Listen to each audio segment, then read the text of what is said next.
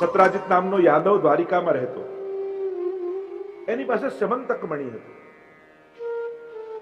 8 વાર રોજ સોનું આપે. ભગવાને સમજાવ્યો ને કહ્યું કે આ મણી તું રાજ્યકોષમાં આપી દે તો સમગ્ર પ્રજા સુખી થાય. ન માન.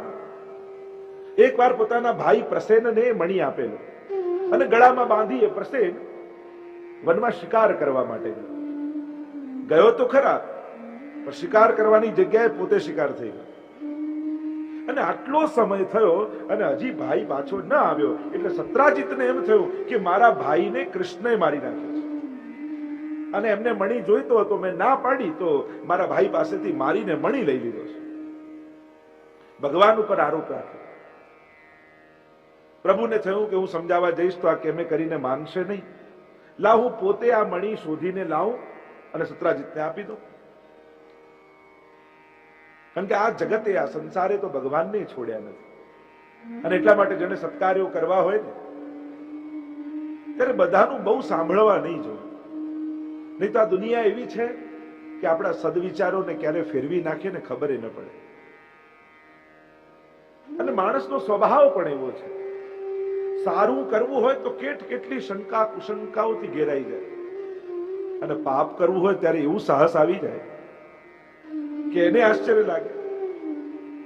પાપ કરવામાં ક્યારે ભય નથી લાગતો. પાપ કરવામાં ઓલવેઝ પોઝિટિવ માણસ હોય છે. કઈ વાંધો નહીં આવે, કોઈને ખબર નહીં પડે, કેમ કરીને થઈ જશે. પાપ કરવામાં સાહસિક થઈ જાય છે અને પુણ્ય કરવામાં શંકાશીલ આપણે થઈ જઈએ. ખોટું કરવામાં અજાણતા સાહસ આવી જાય છે. અને એટલા માટે જ્યારે પણ શુભ સંકલ્પ મનમાં આવે ત્યારે એને બહુ લાંબો સમય નહીં રહેવા દે. બને તો જલ્દી નિર્ણયો લઈ એ સંકલ્પને પૂરા કરી લેવા. અને કોણ જાણે પછી સંજોગ રહે ન રહે, કોણ જાણે પછી અનુકૂળતાઓ આવે ના આવે.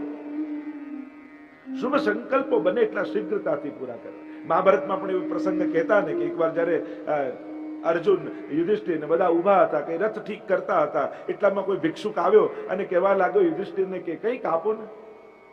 યુધિષ્ઠિર એમ કહ્યું તું કાલે આવજે, હમણાં અમે બધા વ્યસ્ત છીએ, કાલે તને આપીશું. અને જ્યાં આમ કહ્યું એટલે ભીમે તો ઢોલ ગળામાં બાંધ્યો ને ઢોલ વગાડતા વગાડતા આખા ગામમાં ફરે કે મારા ભાઈએ સમયને જીતી લીધો છે. યુધિષ્ઠિરે કહ્યું કે આ શું કરે છે ભીમ, મેં ક્યાં સમયને જીત્યો? અમે કહ્યું ને કાલે આવજે. શું કાલે સંભવ ના હોય કે આપણે જીવિત ના હોઈએ? કાલે શું એ સંભવ ના હોય કે પેલો જીવિત ના હોય? કાલે શું એ સંભવ નથી કે આપણે આપવાની અવસ્થામાં ના હોઈએ? કાલે શું એ સંભવ નથી કે માંગવાની અવસ્થામાં ના હોય? અનેક અનેક કારણો આપ્યા અને કહ્યું ભીમે કે જો આટલા બધા કારણો છે કે જેમાં સંભાવનાઓ નથી આપવાની, એટલે કે તમે એમ કહ્યું કે કાલે આવજે એટલે તમને ખબર છે કે કાલે આજે જેવો જ સંજોગ રહેવાનો છે. તમે તો સમયને જીત્યા કેવા. ત્યારે યુધિષ્ઠિરને પોતાની ભૂલ સમજાઈને તુરંત બોલાવ્યો, પેલાને આપી દીધો. આટલી બધી અસંભાવનાઓમાં જ્યારે આપણે જીવીએ છીએ પછી સત્કર્મોને ઠાલવી કેમ શકાય, પાછળ ઠેલવી કેમ શકાય? જ્યારે પણ શુભ વિચાર આવે કરી લે. તમને જો કથા સાંભળીને વિચાર આવ્યો છે બ્રહ્મ સંબંધ લેવું છે, જો તમને વિચાર આવ્યો છે મારે સેવા પધરાવવી છે, તો આ વિચારને ઠેલવતા નહીં. અને બને તો વડીલોએ ડરાવવા પણ નહીં. જે કરે છે એનું ભગવાન બધું સાચવી લે છે. અરે પધરાવીશ પછી કોણ કરશે, કેમ થશે, કઈ રીતે થશે? ઠાકોરજીના કાર્યો ઠાકોરજી જ કરાવતા હોય છે. બહુ વિચારવા જાઓ ને તો શુભ સંકલ્પો પૂરા કરી નહીં શકો. મનમાં આવ્યું તો ચોક્કસ કરી દે. પ્રભુ બધું કરી આપે છે. પ્રભુ જેવા લોકોને ગોતી આપે છે જે આપણને સહાયક બની જાય છે. અહીંયા ઠાકોરજીને થયું કે જો હું સમજાવવા જઈશ તો આ સમજવાના નથી, હું પોતે મણીને શોધું ને લાવી આપું. મણી શોધવા માટે પ્રભુ પોતે ગયા છે વનમાં. વનમાં જતા જતા એમને આગળ પ્રસેનનો મૃતદેહ દેખાયો. સિંહના પંજાના નિશાન હતા. આગળ ગયા, મરેલો સિંહ દેખાયો, રીંછના પંજાના નિશાન હતા. એની પાછળ પાછળ ગયા, એક ગુફા આવી, એની ભીતર પ્રવેશ કર્યો અને એક રીંછે તરાપ મારી. ભયંકર યુદ્ધ ભગવાન સાથે કર્યું. આ રીંછ બીજું કોઈ સાધારણ નતું, એ રામા અવતારના જાંબુવાનજી. ભયંકર યુદ્ધ પરમાત્મા સાથે થયું છે અને જાંબુવાનજીને થયું કે મારા જેવો સમબળીઓ ભગવાન સિવાય બીજું કોઈ ના હોય. જાણ્યું, ભગવાનના સ્વરૂપને વંદન કર્યા. મણી જોયું તો જાંબુવતીજી, જાંબુવાનજીના પુત્રી રમી રહ્યા. ભગવાને બધી વાત કરી, કહ્યું કે આ મણી તો લો, પણ મારા જીવનનું આ મણી રૂપ મારી કન્યાને પણ આપવાનો. જાંબુવાનજીની આશીર્વાદથી જાંબુવતીજી સાથે પ્રભુના વિવાહ થયા છે. અન્ય વિવાહોની કથા ભાગવતજીમાં આવે છે. કાલિંદીજી સાથે મિત્રવિંદા, સત્યા, ભદ્રા, લક્ષ્મણા અને આમ પ્રભુની અષ્ટપટ રાણીઓ થઈ, એની કથા દસમા સ્કંદમાં આવે છે. આ અષ્ટધા પ્રકૃતિ છે. ભૂમિ રાપો નલો વાયો ખમ મનો બુદ્ધિ રેવ ચ અહંકારી તિયમને ભિન્ના પ્રકૃતિ અષ્ટધા. જે ગીતાજીમાં ભગવાને અષ્ટધા પ્રકૃતિની વાત કરી છે, એ અષ્ટધા પ્રકૃતિ એ અષ્ટપટ રાણીઓ છે અને પ્રભુ પોતે પરમાત્મા રૂપે બિરાજે છે. ભૌમાસુરે 16,000 કન્યાઓને કેદ કરીને રાખી હતી. વિનંતી કરી છે પ્રભુને કે અમને આ પાપીના બંધનમાંથી મુક્ત કરાવો. પ્રભુ ગરુડ પર સવાર થઈને પધાર્યા છે. એક કિલ્લો હતો પાણીની વચ્ચે અને એમાં કન્યાઓને કેદ કરીને આ અસુરે રાખી હતી. અને કિલ્લાની ચોકીદારી મૂર નામનો દૈત્ય કરતો હતો. ભગવાન ત્યાં પધાર્યા અને મૂર દૈત્યનો ઉદ્ધાર પરમાત્માએ કર્યો. અને એટલે પ્રભુનું નામ પડ્યું મુરારી ભગવાન. મૂરના અરી, આ મૂર દૈત્ય એ ભગવાન અને ભક્તને મળવામાં પ્રતિબંધ દોષ રૂપ છે. અને ભગવાને ભક્ત અને ભગવાનની વચ્ચે આવતા પ્રતિબંધોને ભગવાન જ દૂર કરે છે. તમારી ભક્તિ, તમારી સેવા, તમારા સત્સંગમાં જે કાંઈ પણ વિક્ષેપ અને પ્રતિબંધો આવે છે, એ પ્રતિબંધો ઠાકોરજી જ દૂર કરી આપશે. અમુક પ્રતિબંધો આપણાથી દૂર થતા નથી. બે પ્રકારના પ્રતિબંધો સેવામાં બતાવવામાં આવે સેવાફલ ગ્રંથમાં પણ. એક જીવકૃત હોય છે, બીજું ભગવતકૃત હોય છે. ભગવાન દ્વારા જે પ્રતિબંધો આવ્યા છે એને કોઈ દૂર કરી શકતું નથી. તમે ગમે તેટલા પ્રયાસ કર્યા છતાંય તમારા હાથની સેવા ઠાકોરજી અંગીકાર નથી કરતા, તો માનજો કે ભગવાનની જ ઈચ્છા નથી. આ ભગવતકૃત પ્રતિબંધ. અને બીજા જીવકૃત પ્રતિબંધ હોય, એના કર્મોને કારણે, એના સ્વભાવને કારણે, એના મોહને કારણે આવતા પ્રતિબંધો. અને આ પ્રતિબંધો પ્રભુ જ દૂર કરે છે. અને એટલા માટે જ્યારે પણ ભગવત કાર્ય કરો ત્યારે ઠાકોરજીને વંદન કરીને કાર્ય કરો. આપણે ત્યાં આ પ્રણાલિકા છે, આપણી આ પરંપરા છે. કોઈ પણ શુભ કાર્ય લૌકિક હોય કે અલૌકિક હોય, એનો પ્રારંભ એક નિયમ બનાવો કે ઠાકોરજીનું સ્મરણ કરી, પ્રભુને વંદન કરી અને પછી જ કોઈ કાર્ય કરવા દે. પ્રભુને કરેલું વંદન આપણા સર્વ પ્રતિબંધોને દૂર કરી દે છે. અને અહીંયા મૂર નામના દૈત્યનો ઉદ્ધાર પરમાત્માએ કર્યો છે. એટલે યમનાષ્ટકમાં મહાપ્રભુજી યાદ કરે છે, મુરારી પદ પંકજ સ્ફુરદ અમંદ રેણુત્કટાવ. જ્યારે તમે યમુનાજીના પાન કરો છો ત્યારે કેવલ જલના પાન નથી કરતા, પણ મુરારી ભગવાનના ચરણારવિંદની રજના પાન કરો છો. અને આ મુરારી ભગવાનની રજ છે. જાણી કરીને મુરારી શબ્દનો પ્રયોગ કર્યો, કારણ કે આ રજ એવી છે કે જે તમારા ભક્તિમાં આવતા સમગ્ર પ્રતિબંધોની નિવૃત્તિ કરી દે છે. 16,000 કન્યાઓને મુક્ત કરી છે પરમાત્માએ. કહ્યું કે તમે તમારા ઘરે જાઓ. કન્યાઓ વિનંતી કરવા લાગી પરમાત્માને કે અરે, આ કન્યા એક રાત્રિ પણ ક્યાંક બહાર રહી જાય તો એ સંસારની નિંદા કરે છે, એને સ્વીકારતી નથી. તો અમે તો આટલા સમયથી આ અસુરની કેદમાં છે, સમાજ અમારો સ્વીકાર નહીં કરે. પ્રભુ આપ અમારો સ્વીકાર કરો. આપની કૃપાથી મુક્ત થયા છીએ, આપના શરણે અમે આવ્યા છીએ. બને તો અમને દાસી બનાવીને આપના શરણે રાખી લો. પણ આ તો ભગવાન છે, કૃપાળુ છે. પરમાત્માએ દાસી ન બનાવ્યા, પણ એક જ મુહૂર્તમાં 16,000 કન્યાઓ સાથે 16,000 રૂપ ધારણ કરી અને પરમાત્માએ બધા સાથે વિવાહ કર્યા છે. દરેકને રાણીપણાનું સન્માન ભગવાને આપ્યું છે,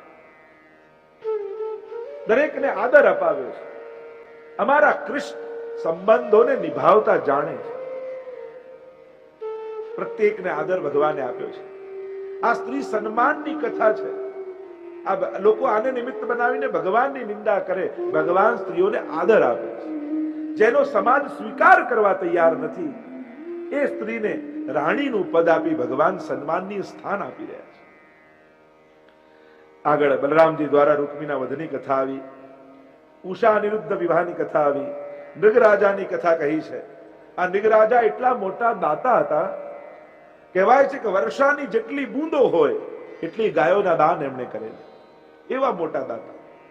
એકવાર ગાયોના દાન એક બ્રાહ્મણને કર્યા અને એ કરેલી દાનની ગાય રાત્રિના સમયે પાછી રાજાની ગૌશાળામાં આવી ગઈ અને રાજા એ જ ગાયનું દાન બીજા બ્રાહ્મણને કરી દીધું અને બંને બ્રાહ્મણો વચ્ચે એવો ક્લેશ થયો, એવો ઝઘડો થયો કે રાજાને શ્રાપ લાગ્યો અને કાચિંડો બની એક કુવામાં પડ્યા હતા. અને એટલા માટે દાનમાં પણ આપણે ત્યાં સત્કર્મમાં પણ વિવેક આપ્યો છે. શ્રદ્ધયાદેયમ, અશ્રદ્ધયાદેયમ, શ્રિયાદેયમ, રિયાદેયમ, ધિયાદેયમ, સંવિદાદેયમ. તૈત્રીય ઉપનિષદ દાનના પ્રકાર બતાવે છે, કઈ રીતે દાન કરાય, દાન કોને કહેવાય. ધનની 3 ગતિ શાસ્ત્રએ બતાવી, દાન, ભોગ અને નાશ. ધનની આ મુખ્ય 3 ગતિઓ છે. કાં દાન કરો, કાં ભોગવી લો અને કાં એનો નાશ થશે. આ 3 જ ગતિ છે, ચોથી કોઈ ગતિ નથી. અને એટલા માટે ઉત્તમ આની ગતિ છે, તમારા હાથે તમે એનો કોઈ સદુપયોગ કરો. મૂકી જશો તો બીજાનું છે. જો બાળકો હોશિયાર હશે તો કમાવી જ લેવાના છે અને બગડેલા હશે તો ઉડાડી જ દેવાના છે. પણ જીવનમાં તમે જે કરવા માંગો છો એ તમારા હાથે કરીને જાઓ. આપણે આખી સ્કૂલ ન બાંધી શકીએ, એક વિદ્યાર્થીને તો ભણાવી શકીએ. આપણે આખી હોસ્પિટલ ન બાંધી શકીએ, એક બીમારનો ઈલાજ તો કરાવી શકીએ. જરૂરી નથી કે સત્કાર્ય કરીએ એટલે કઈ બહુ મોટું જ કરીએ. બીજે ક્યાંય નહીં, અજાણી જગ્યાએ નહીં તો આજુબાજુ નજર કરવી. ક્યાંક આપણા સગામાં, ક્યાંક આપણા ઓળખીતામાં, ક્યાંક આપણા પરિચિતમાં કોઈ દુઃખી તો નથી ને. તમારા બાળકોના જન્મદિવસ હોય, નાના બાળકોના, ત્યારે એમની પાસે આદત પાડો. તમે બધો જ આનંદ પ્રમોદ એમની સાથે કરો, પણ 100 રૂપિયા બીજા વધારાના આપો કે આ કોઈ ગરીબને તારા હાથે આપજો. એને પુણ્ય કરવાની આદત પાડો, એને સત્કર્મ કરવાની આદત પાડો. હવેલીમાં જાઓ, એના જન્મ દિવસે લઈને જાઓ ત્યારે નિયમ બનાવો, એમાંથી જે પ્રસાદ હોય કાંક એના હાથે દરેક વૈષ્ણવને કણિકા કણિકા એના જન્મ દિવસે એને લેવડાવવાનું. એને આદત પડે સત્કર્મો કરવાની, એને પ્રેરણા મળે. નાનપણમાં કરેલા સત્કર્મો ક્યાંક મોટા થઈને યાદ આવતા હોય છે. આજે આપણે યાદ કરીએ તો આપણા દાદાને, વડીલોને યાદ કરીએ, અમારી પાસે આમ કરાવતા, અમને આમ પાઠ બોલાવતા. વડીલોએ કરાવેલા સત્કર્મો આપણે મોટા થઈને યાદ કરીએ છીએ. અત્યારની તકલીફ આપણી એ થઈ જાય કે હજી તો નાનો છે, હજી તો નાનો, હમણાં શું કહેવાનું, પછી કે હવે મોટો થઈ ગયો કહેવાતું નથી. તો કહેવાનું ક્યારે? પેલા કે નાનો છે, નાનો છે કેવું, હમણાં શું કહેવાનું, પછી હવે કહેવાતું નથી. સમજ ન હોય, સમજ આવે ત્યારે એજ્યુકેટ કરાય, સમજ ન હોય ત્યારે ટ્રેન કરાય. આ બંને એના અંગ છે. આપણે ટ્રેન કરીએ પહેલા અને પછી એજ્યુકેટ થશે. આપણે લોજિકો એવા ખોટા આપીએ, અરે બાળક તો ભગવાનનું સ્વરૂપ છે, એને શું કહેવાનું, એને શું શીખવાડવાનું. હા, એના હાથે ટીવી તૂટે પછી જો ભગવાન દેખાય છે. પણ ભગવાનનું કામ કરવાનું હોય ત્યારે એમાં ભગવાન જોઈ લઈએ આપણે. એટલે કે યોગ્ય સમયે જો ટ્રેન ન કર્યા તો મોટા થઈને એજ્યુકેટ બી નહીં કરી શકીએ. એટલે સત્કર્મ કરાવવાની આદત પાડવી, એના હાથે નાના નાના પુણ્યો કરાવવા, કારણ કે એ પુણ્યો એના જ જીવનમાં કામ લાગવાના છે. અહીંયા દાતા છે આટલા મોટા નૃગ રાજા, પણ દાનમાં ક્યાંક કમી રહી. અને એટલા માટે આપણે ત્યાં ધનની સદગતિ દાન કહી છે. જે આપ્યું એ આપણું, જે ખર્ચ્યું એ આપણું, રહી ગયું એ બીજાના ભાગ. લોકો વડીલો ભલે એમ કહીને જાય તારા માટે આટલું આટલું મૂકીને જવા, કારણ ખબર છે કે લઈ જવાની તો વ્યવસ્થા નથી, એટલે આપણે એ ઉપકાર રૂપે ખપાઈ દે.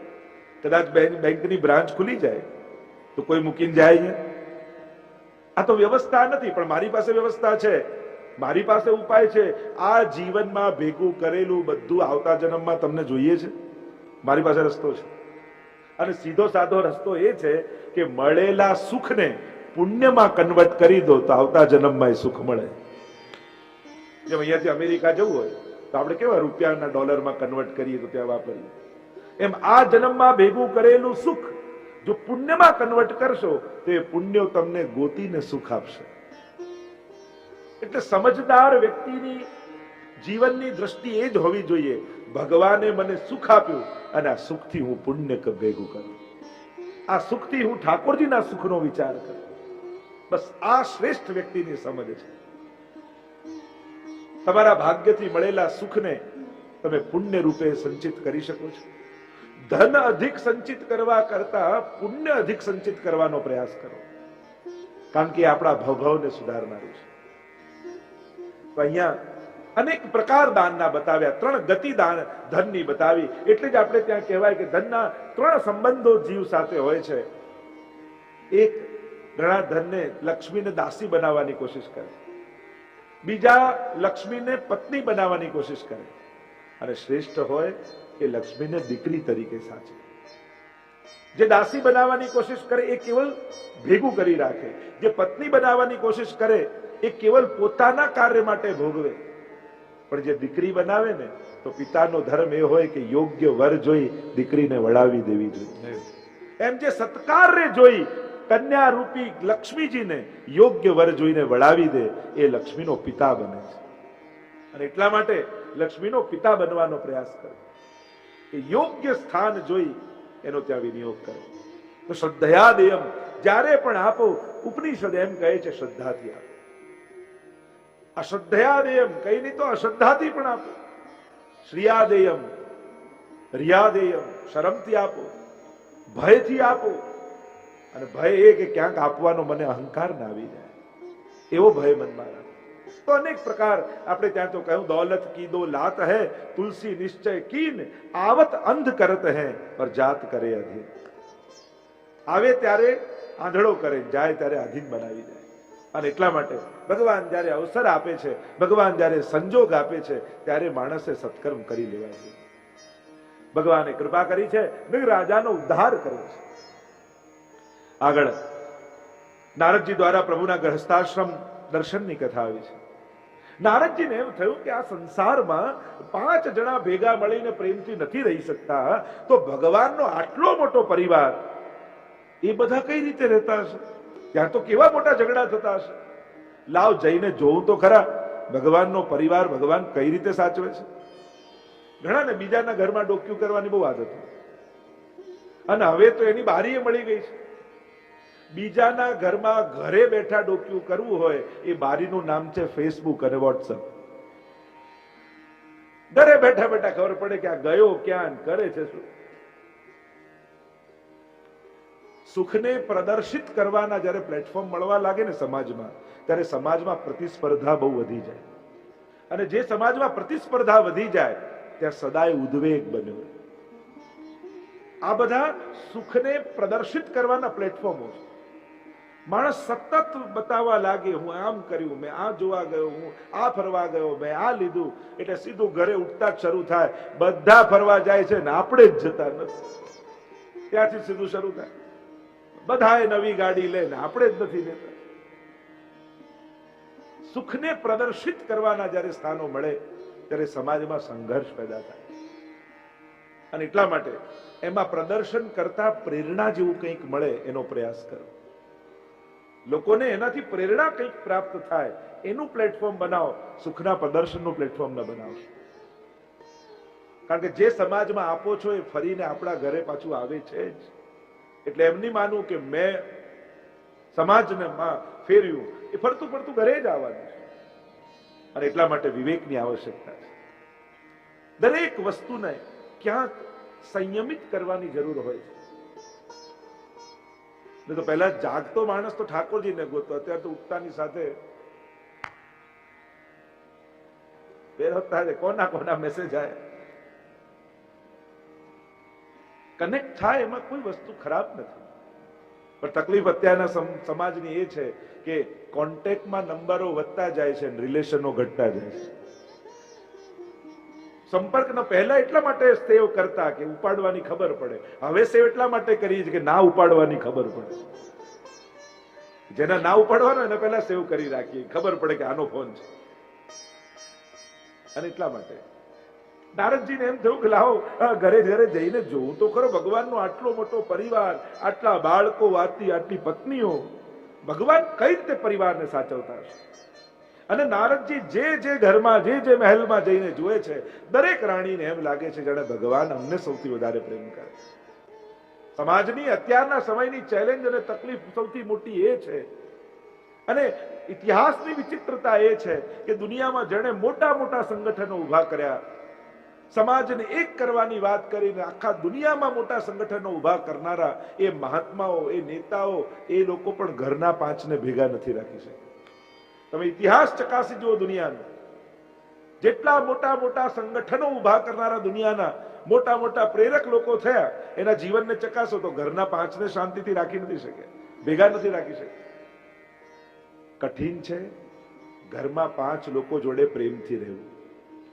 બાકી દુનિયામાં સંસ્થાઓ ઊભી કરી લોકોને પ્રેરણાઓ આપી અને ભેગા કરવા બહુ સહેલા છે.